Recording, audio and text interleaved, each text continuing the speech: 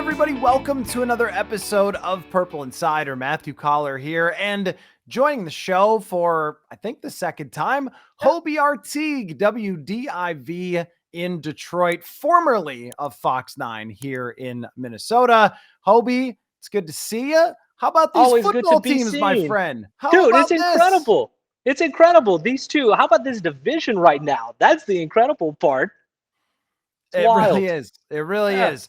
I don't think I've ever seen before in my life 4 teams in an entire conference all be the best in the division, in single division, Yeah. like it is with the Vikings. But it is a rare year, and this is a rare game between these two teams. I want you to put it in the Detroit context because what we've been saying here, Hobie, is this might be the biggest Vikings Detroit Lions game since I have no idea what. It is certainly the biggest since I arrived here, for sure. This is going to be a big one, just given the context and the situation of where things stand in the NFC North right now. But I think from the Lions' perspective, it's how do they respond, A, from the injury to Aiden Hutchinson, number one. And number two, what does this offense look like? Because their last two games, they've just been off the charts good. They've put up 40-plus points in back-to-back games. Granted, the defense has helped put them in some pretty good positions as well. But at the beginning of the year, the first 3 games, it was like, oh, is this the same offense from last year? Can they put up big points? And then they respond against the Seahawks with 40-plus. And then just on Sunday against the Cowboys, they put up 47 points in that game with a bag of tricks for Ben Johnson with all of the play calls that they made in that game. I think people want to see a continuation. Is this offense legit? Because the last two defenses that they played, they were both dealing with some injuries. Now they play one of the best defenses in the league up to this point in the Vikings. And I think it's going to be kind of be a make or break game for that offense. Are they who we really think they are at this point of the year? And a much, much healthier Vikings defense Yeah. than what they were facing in Dallas. So what is your assessment of what's changed over the last couple of weeks? Because with Detroit's offense, the last really 3 years, they have been elite Hmm. overall, and they've had performances like they did against Dallas on a regular basis. So my expectation coming into the season is that they would look exactly like that. But for those first few weeks, it was a little more joggy.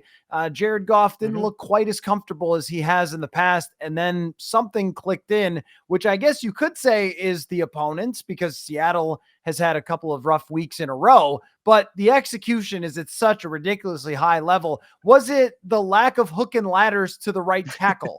Maybe that was the issue. That was what they were really looking for. But really, what do you think it was that clicked in? Or all the tossing in the backfield and then throwing it down the field to your tight end down the sideline. Maybe that's what was the missing piece. I was joking with people because going into this season, I was thinking they have so many weapons to work with. How are they going to get it done? Because everybody needs the ball. You have so many options that Jared Goff can go to. And I think that this entire process has just been kind of a feeling out process, if you will, just to see how things and all the dots are going to connect. And none of the starters played in the preseason. None of them. So I think the first 3 weeks of the season, it was kind of working through, okay, what do we have? Who do we have to work with? Can we build that chemistry in a game? And I think that that's what you saw through the first 3 weeks of the season. Then they get to that game against Seattle on Monday night. And for some reason, this entire offense just exploded. We saw the creativity. We saw what we have gotten used to. And I don't even know if they know why things just started to click. I think the key word that you mentioned was being comfortable. And to take game reps, it's different from not having those in the preseason and then getting thrown and thrust into action. And I think they were just wanting to see just how all of the pieces connected too, because we've seen Jamison Williams break out this year. We really haven't seen that in the past. And that was kind of taking away from Sam Laporta's production. But now I think you're starting to see it all balance out in the run game being married to the passing game because Jared Goff has been deadly with play action passing so far this season. What has been the difference with Jameson Williams? Is it that he's just not suspended for a random gambling thing? Yeah, But with him though, it has been quite the journey. He came in it with the has. ACL, and it was a slow start from the very beginning. And this is also a player that the Vikings passed on drafting, by the Hmm. way, with his blazing speed. But up until this point, we could have said, well, it's okay. The Vikings didn't pick him because he Yeah. hadn't produced much. And then now all of a sudden, he's become a regular part of this. Is that also maybe because they moved on from Josh Reynolds in the offseason? And I think that that's a factor too, because they still are missing that big body. That's what they were missing in the first 3 games of the season.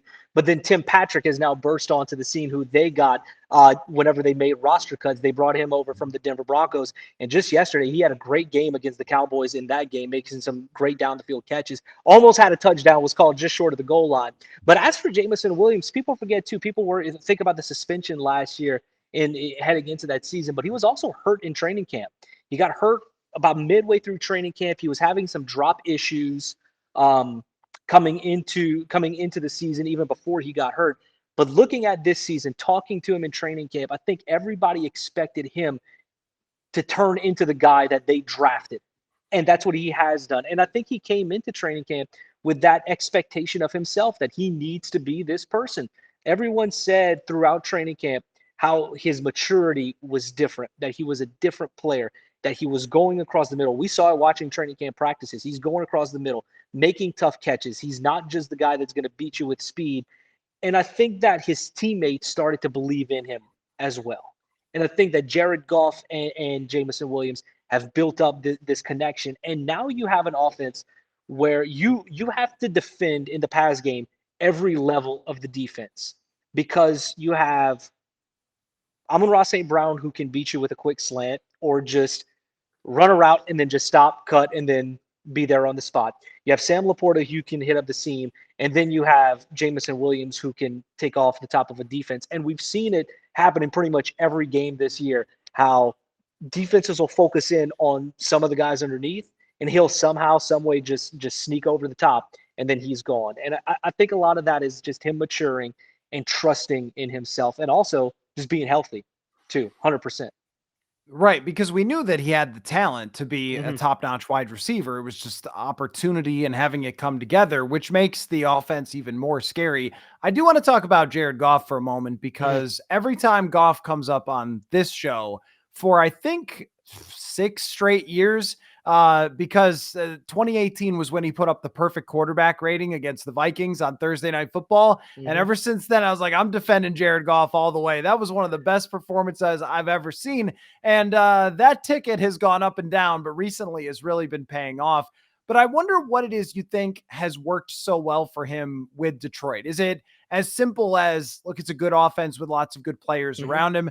But I think that there's even more to that. I think that there's somehow a guy who is a number 1 overall draft pick with that arm and that talent becomes an underdog when he gets traded to a city that was down and out and is written off by everybody. When he gets there, they're talking about, I remember in that 2022 draft, well, they should draft a quarterback this year so he could take over for Jared Goff when they move on from him as a bridge. And he has become the true franchise in Detroit. I guess, what have you made of that kind of development, I guess, from the time he got there to now how he kind of owns the city?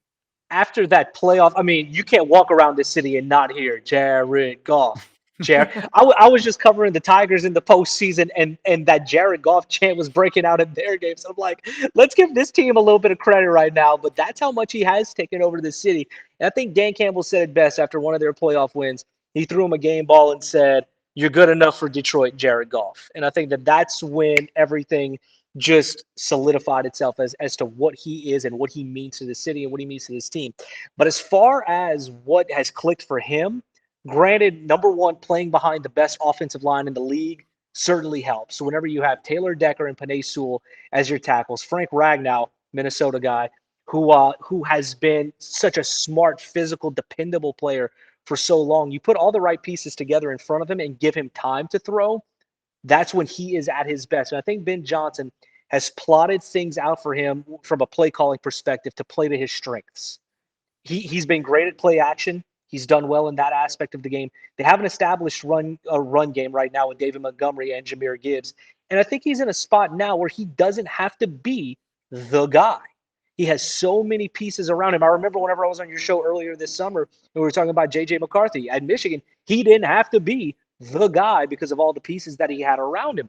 And I think that that's played to his strengths as well. But the difference in Jared Goff is if you can get pressure on him, he can be a different quarterback. And what gives me some pause going into this game against the Vikings is watching what the Bucs did to him earlier this season. Because the last 2 games, Jared Goff has been great. Perfect 18 for 18 against Seattle.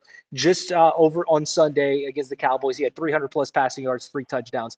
That was Jared Goff at his best. But also, Dallas didn't have DeMarcus Lawrence. They didn't have Micah Parsons. They didn't have Deron Bland. How much does that factor into Jared Goff putting up those types of numbers? Because the Bucks, who like to blitz, or don't blitz nearly as much as the Vikings do.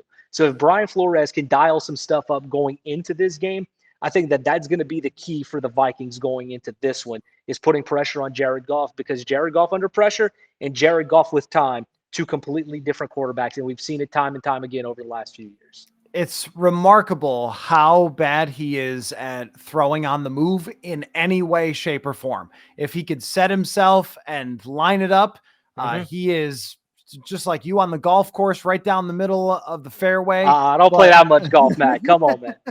But if he has to scramble outside of the pocket, or even shift himself too much and get off balance, he is a very different thrower of the ball. I will say this though, to that point, I mean, he has been a very statuesque quarterback in the backfield over his career.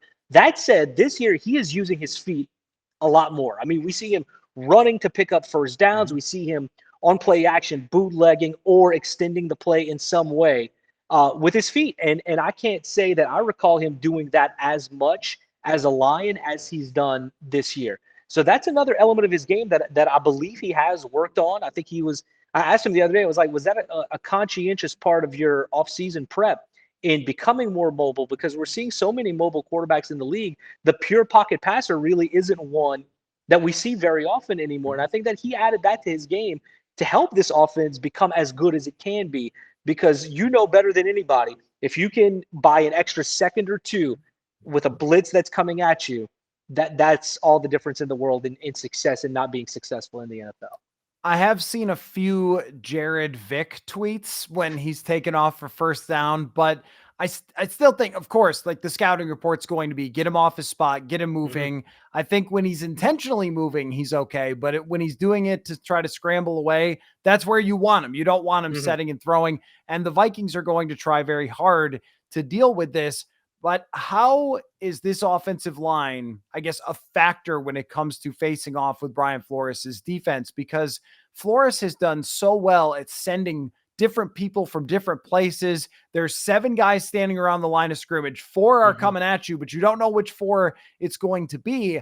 But I also, last year, noticed Jared Goff handle that pretty well. Very different personnel, though, this time than it was last year. Goff kind of got to face the mediocre version of this because they had injuries last season when they played Detroit. I think that this game is going to look a lot different for what Flores can do to Jared Goff. No Andrew Van Ginkel that time around, and that's going to be a different story. That's right. But looking at, I mean, the Bucks had similar personnel, and they were dealing with injuries this year compared to last year. The Lions, of course, beat the Bucks in the playoffs. They were playing without fewer of their defensive players in this regular season, and they still were able to make him uncomfortable in that game. I actually wrote the stats down just because I was curious before we got on. In that game against the Blitz against Tampa Bay, Goff went 9 for 17 for 117 yards, 2 interceptions. His passer rating was 35.3. Wow. I mean, that's significant in that game. And I say that by also saying he's done well over the last 2 games.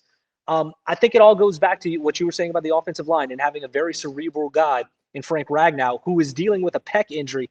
He got hurt, finished out the game against, I believe it was the Cardinals, or it was the Seahawks. And then they had the bye week. So he got hurt. I believe it was against the Cardinals, missed Seattle, and then and it was dealing with a pec injury for the bye week. But he is Detroit's Iron Man on that offensive line. And I think he is smart. He knows how to diagnose and dissect defenses. He's kind of seen it all. And this is one of the best offensive lines, if not the best offensive line in the NFL. So if anybody is going to stop what they will bring to the line of scrimmage, the Vikings will, it would be that Detroit offensive line, because Penei Sewell is a monster on the outside. I don't think Andrew Van Ginkel has seen a guy like him quite yet. So it's going to be interesting to watch that matchup for sure. Yeah, I think what Brian Flores has gone for so successfully is just confusion. on the offensive line because there's so much talent there, but can they sort through all the different things that's going on? Well, as you very well know, the US Bank Stadium crowd is something different when it's really amped up. And I think this week will be as amped up. Oh yeah, they will be very, very much. Now you mentioned the Aiden Hutchinson injury. I mean, this is a total game changer on the defensive side. How, in your estimation, will they try to make up for the loss of maybe the best defensive player in the NFL?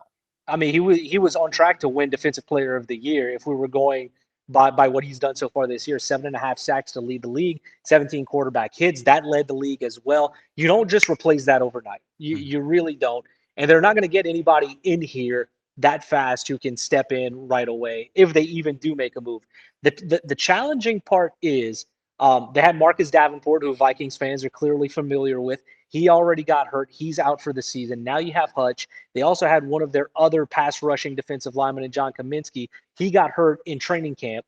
So they are running really thin, and they're going to have to rely on some guys that fans out there might not be too familiar with right away. And I think that's going to put pressure on the back end of that defense that Justin Jefferson just tore up last year. I think in the 2 games that they played, I think Jets had 333 receiving yards. That being said, the secondary has been completely revamped. They drafted Terrion Arnold in the first round, who continues to be better and better and better as the season has gone on. He had a lot of pass interference calls earlier in the season, but he had a great 4th down stop on Sunday against the Cowboys. Carlton Davis, who they got from the Bucks, it looks like he is going to be back. Things are optimistic for him heading into this game to be on the field. And then Brian Branch, who has been just look. Dan Campbell put it in the perfect Dan Campbell terms the other day. He is just a football player. The guy had 2 picks and a forced fumble, and those turnovers changed the game against the Cowboys in 1 game. And I think that can help alleviate the stress of not being able to get as good of a pass rush on the quarterback. But Aiden Hutchinson, you just don't replicate or replace that in any way, shape, or form. So I think that everyone, not only just the defensive tackles like Aleem McNeil and DJ Reader are going to have to try to help create some chaos. I just think that there's going to be a lot of pressure on the back end of that defense. And maybe they do like Brian Flores and Aaron Glenn dials up some exotic blitzes to send at Sam Darnold on Sunday, because replacing him, it's not impossible, but it is extremely hard to do when you have a guy like that. And there is an advantage on the interior. That's where the Vikings have allowed a lot of their pressure so far this year. And that's where, as you mentioned, one of the bigger improvements in bringing in DJ Reader has happened for this Detroit team. But I also suspect that there's going to be a lot of blitzing. Darnold has been up and down against the blitzing. I think if he has answers that are there and quick, he could get it out. But if he hesitates at all, then we've seen him take a strip sack, take probably more sacks than he wants to take so far this season. But we haven't seen a team really in a position to just dial it up against them because the Vikings have been leading for the entire season, Hobie. They've only trailed 3 minutes and 26 seconds. It's been crazy. Are you serious? That's what the number is? Yes, they trailed. They fumbled on the opening drive and gave up a field goal, got down 3-0, scored a touchdown on the next drive, have not trailed since for a single second, which is, I think this is going to make for an incredible challenge for them of playing a team that's going to play them back and forth, that is unlikely to give them a 17-point lead like we've seen them get over the last couple of weeks in basically the blink of an eye. But with this defense, I've been very skeptical on Aaron Glenn for the last couple of years. And I think, as I mentioned, if I see someone do something awesome in person, I am biased to that, but it's the opposite with Glenn. I've never seen his defense play well against the Minnesota Vikings since he got the job, but they certainly played really well against Dak Prescott the other day. I thought that they held on for dear life against Geno Smith, and they've had some good games throughout this season. How strong are they? And factoring in, obviously, that Aiden Hutchinson isn't there. I think strength-wise, they get better and better as the season goes on. And we look back to the second half of last year when they played. It was Justin Jefferson. They had Puka Nacua and Mike Evans, and then CeeDee Lamb in the regular season too. And all 4 of those guys just absolutely went off. I don't know if we've really seen anybody they've given up some yards. Give me that. I'll give you that. But I don't know if we've seen that monster performance by anyone yet against them this season. Now, granted, Puka Nacua got hurt in the first game of the year. Chris Godwin went off in the one game against the Bucs, while Mike Evans was kind of held in check. But I think that they get better as the season goes on, because they went out in the offseason and they knew that the secondary was what they needed to focus on. And they made sweeping changes across the board. I mean, their two outside corners are brand new. Their slot corner is brand new in Amik Robertson, who was kind of picked on in that game against Dallas, but then started to hold his own because he got matched up on CeeDee Lamb a couple of times, I believe. But the safeties on the back end, Brian Branch, they rotated him back to safety along with Kirby Joseph. Both of those guys have multiple interceptions this year. They have both been really good at playing the football. Kirby Joseph, most of his picks have come in the end zone. Brian Branch just had one in the end zone. So just because they're giving up the big yards doesn't mean you're going to score on them. Because I think we saw that with Seattle. Seattle put up some huge numbers yardage-wise. But at the end of the day, it looked like a lopsided loss because they kept them off of the scoreboard at the end of the day. Bend but don't break, that's going to be their mantra. That's what they have been up to this point. And I don't think that that's going to change against the Vikings, despite they'll give up a big catch to Justin Jefferson or Jordan Addison or TJ Hawkinson. But once they get inside the 20, they seem to turn into a lockdown defense. Yeah, we'll see if Hawkinson plays. I'm not sure there's going to be a revenge game. I don't know if he's going to be able to ramp up quite enough. But you mentioned Branch. I'm so impressed with him. Kind of reminds me of a Harrison Smith type player where you never know what he's going to be. Him and Honey Badger together. Yeah, that's kind of the higher, because he plays so hard and physical, but he has the range and the speed to pretty much play any position in that secondary. He's a chameleon in the secondary. He can blend in wherever you need him. And I think he's all the good safeties. I mean, put them together, and he's kind of like the hybrid of the if you wanted a prototypical safety, he's what you would want. Yeah, a total difference maker on that defense and a playmaker that the Vikings will have to factor for. I wonder what it's been like there. And you mentioned the Jared Goff chance, but dealing with expectations. So this was something I probably asked you about in the summer, but now we're there and they're legit and they're where they probably would have guessed they would be record wise. It's so interesting, the difference between these two teams, because I know what you're thinking about the Vikings, like 5-0, huh? How crazy is that? Where Detroit is right in the driver's seat as well in the NFC. And we're going like, well, of course. Dan Campbell, when they lost the playoffs, said something like, hey, you might not get another shot at this ever. And here they are, and they've reproduced a lot of what they were able to do, maybe even better from last year. I'm just curious about not just the players in the team, but everyone, the media, the fans, how everyone is dealing with the Detroit Lions being the team to beat in the National Football Conference when they spent so long just assuming that you're finishing last in the NFC North. I will say this right now, being around it and kind of absorbing it over the last couple of years. Last year, people were just kind of enjoying the ride and hopefully optimistic. Right now, you walk around anywhere in this city, and the expectation is what the team expects, and that's to make a run at the Super Bowl. Like people have bought in. We talk about teams buying in and players buying in. This whole city has bought in because of one person, and it's Dan Campbell. I'll tell you that.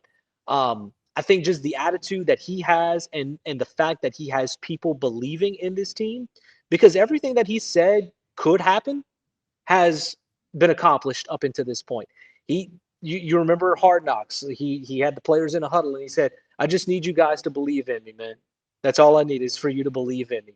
And they bought in. And he said, what he said could happen has, between he and the GM Brad Holmes, the team that they've assembled to put together, just hand in hand. They know what types of guys they want. They want guys who are going to put the team above everything. And that is a hard thing to accomplish in professional sports, to try to take the ego out of the equation and to make it about the team. And I think that that's what they've assembled here, and I think that fans realize that and understand just how special it is. But the expectation is that this team is going to make a run. No ifs, ands, or buts about it. Yeah, I mean, the Detroit Lions setting the bar at the NFC Championship or greater is really something.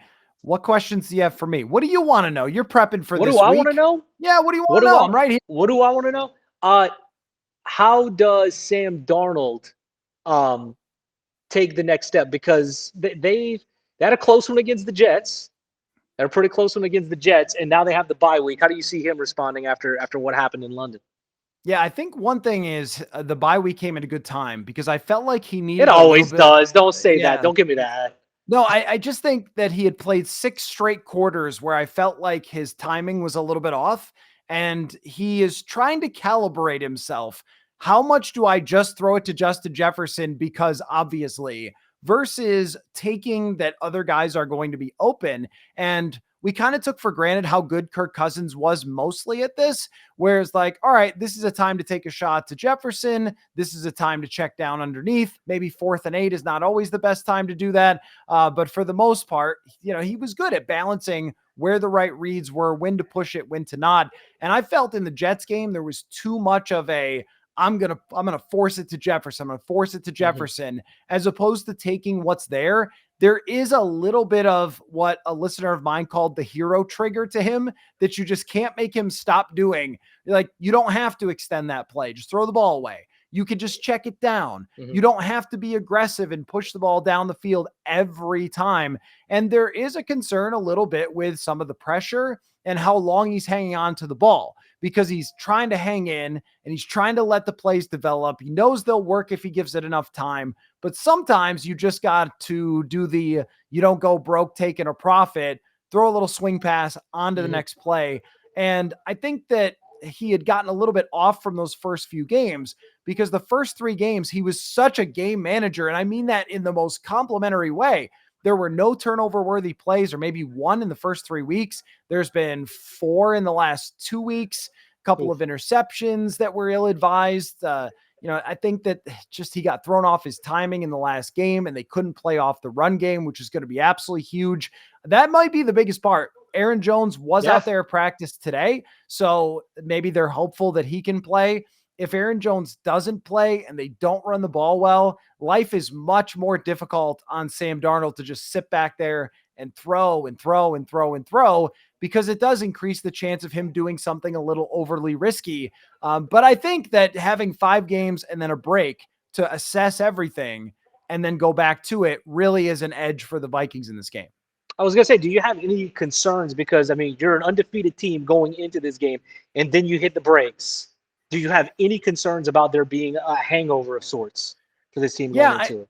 I don't think so much because, well, one, I mean, look who you're playing. Like, I mean, if you can't get, ramped back up for this one, but I also think that it was a lot of, especially for the defense, it was a lot of plays. Like, if you look at how many plays they were on the field for, they were on the field for the second most plays through 5 weeks, because they got up early in games, and then the defense had to deal with those long drives, clock draining drives, the Green Bay game where they almost came back, the Jets game where they almost came back. So I think that everybody kind of needed a rest there after, and then they went to London too. So you go all the way over to London, you play a really tough Jets team, you get kind of beat up over there a little bit, come home with the win. But the thing that is interesting about this team, Hobie, is that they're not young. Like, when we talk about this team, they draft McCarthy, we kind of think, okay, maybe they're a year away, 2 years away. But if you look around the defense, the offense around Darnold, there's like no rookies, no young players, really. It is all dudes who have been there. Stephon Gilmore has been defensive MVP before. Jonathan Grenardo's in the playoffs. Van Ginkel's been in the playoffs.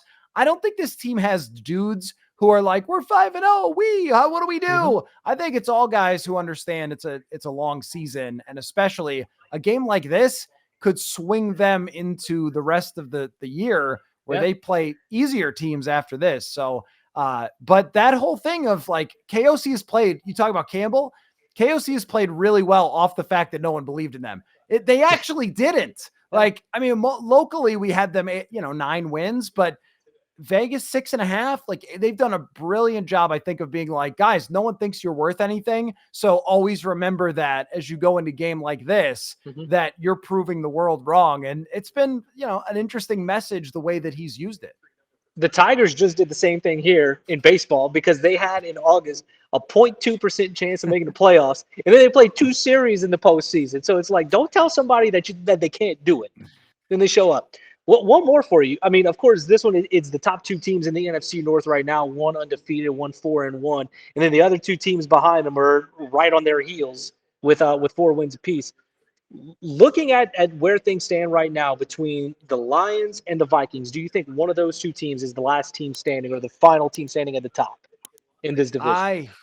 Yeah, I do. But also the way that Green Bay has played the last couple of weeks, you have to take that seriously as well.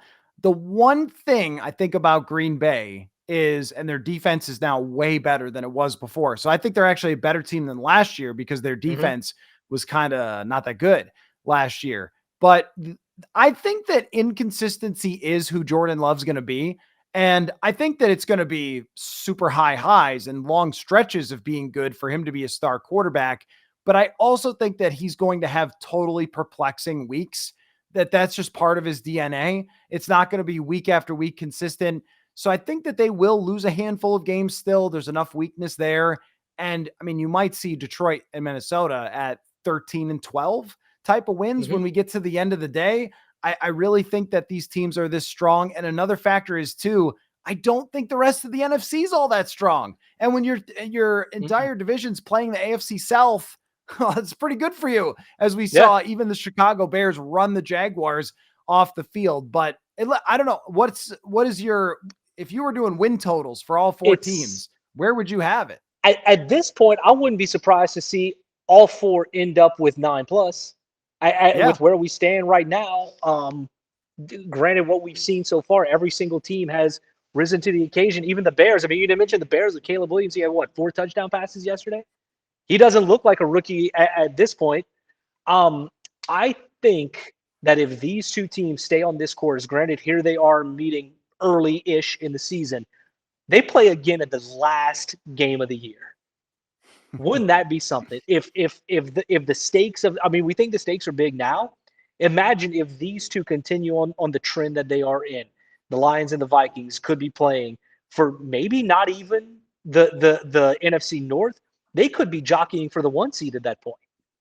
Like that makes it interesting to me. So I think that this is kind of setting the table for what could be. But to your point with Jordan Love, we saw it on Thanksgiving here last year because the Packers walked in here and everybody was like, "Oh, that'll be a good win for the Lions." And then I believe it was one of the first plays of the game. Jordan Love just lets one rip down the middle, and the entire Ford Field crowd was like, maybe we need to take that one back a little bit," because that was kind of the beginning of Jordan Love kind of relaunching things.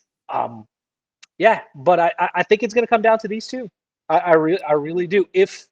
Unless Sam Darnold regresses in some way, shape, or form, I think that's at the end of the day what it's going to come down to. That's really the only thing for me that is holding this team back. And they could even add at the trade deadline. We've been talking about that a lot, potential Hmm. trades. I'm sure you are now for edge rushers Yeah, that might be out there that the Lions could get. I think they will. I think they will go out and I'm try to bring just somebody in, right? I'm just curious as to how big of a name do they go and get, Yeah. because you have some teams out there who have great pass rushers who aren't doing so hot this season. You had the Raiders with Max Crosby. He has some Mhm. local ties here to Detroit. But then also, what about a guy like Myles Garrett? Would the Browns be willing to let him go, and then you have him under contract, I believe, for another couple years? Um, that could be interesting if the Browns do want to pursue something like that. But conversely, it's all about what are you going to give up? Are Right. the Lions comfortable with giving up draft capital because they have taken, whether it's a first round pick or a fourth round pick, they have found guys and turned them Mhm. into superstars. So it's like, what are you willing to give up? Do you want to address that now?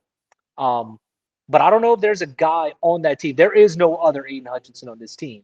Right. But is there a guy you can mold to at least kind of lessen the blow a little bit? I don't know if that's on this roster right now. So I think that that's going to be something that you look at the trade deadline. And how aggressive the Vikings are might depend on these games. I mean, because if they Yeah, beat the Lions this week, then you are legit, and you should really take a big swing at it. Okay, last thing for you. yeah. You know what I'm going to ask, right? Who do you What think's you going to got? win? Who Are do you I think going is to? going to win? Yeah, are you going to let your Oh Minnesota? man. They're not really roots, but it Oh, was a your stop I into was there long Minnesota enough. I influence was there you. Is long that enough. roots? Did you put down roots I here? How long were you here? How somewhat. many years? Was 7 years. That's 7 enough for years. roots. Eight, yeah, Oh yeah, that's roots. eight Viking seasons. Let's go by that. Okay, How about that? that's roots. Can I give you a key to the game? I think we need a prediction here. You need a I think you're prediction. afraid Oh to my pick the goodness. Lions. I can feel it in No, your voice. no, I think you're no, afraid. no. Yeah. You The know what Vikings I'm afraid? podcast, so I can hear it. I am afraid of the blitzes. Going back to it, I'm afraid of the blitzes that Brian Flores and that Vikings defense will throw at the Lions. Do they have enough time to just get the ball in space and make something happen? Because that might be what this game comes down to, is executing against that pressure. If the Lions handle it well, I think they win. I think if the Vikings get home, that's going to go in their favor. I think that's what this game boils down to. But if you need a prediction, putting me on the spot, I'm going to go with the Lions in a nail biter. Let's go 31-27. Okay. I mean, I think that's very I'm gonna go. fair. I think it's gonna be tight, because you look at the games last year, even with Kirk Cousins not playing in either one of those games. That first time they met, it was tight. Mullins threw a pick on the last drive of the game for the Vikings. He did. And that was still a close game. He still had a lot of passing yards. That secondary has changed for the Lions, of course, but I think it's still going to be a close game, because with the way both of these teams are playing right now, they both understand the magnitude of the situation. I think it's a one-possession game, 31-27. Give me that one. I feel like I haven't made I usually do my prediction on Friday for the show, but early in the week, Matthew. Come on. It does feel like a kicker may be involved. And if the Vikings have the kicker edge here with Will Reichert, who's been perfect. Man, Jake Bates has been pretty good this year. Oh yeah, what is he? Yeah. He's good for like the UFL hero, right? Dude, the dude was booming him for the Michigan Panthers last year in the UFL. But still, he's a guy that's crunch time really has not come his way yet.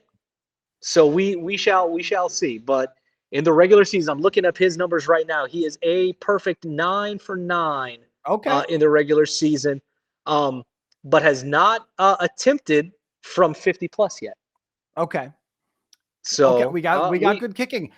What I want to see though before I make my official prediction is just Aaron Jones' status, because he's been so valuable. If he doesn't play, I'm a little more skeptical. But these teams are so much different than they were last year that it's going to be, I think, a totally different matchup, and it will be one that I cannot wait to see. So hey, great to have you on again. Great to talk with you again, Hobie. Any excuse to get together. I really appreciate your time, man. Hope everything is good there in the Motor City for you. I mean, hey, you got you had the Detroit Tigers in the playoffs. You got hockey season starting up, but you became a hocky guy while you were in Minnesota. You know, so I learned how to play hockey whenever I moved there, man.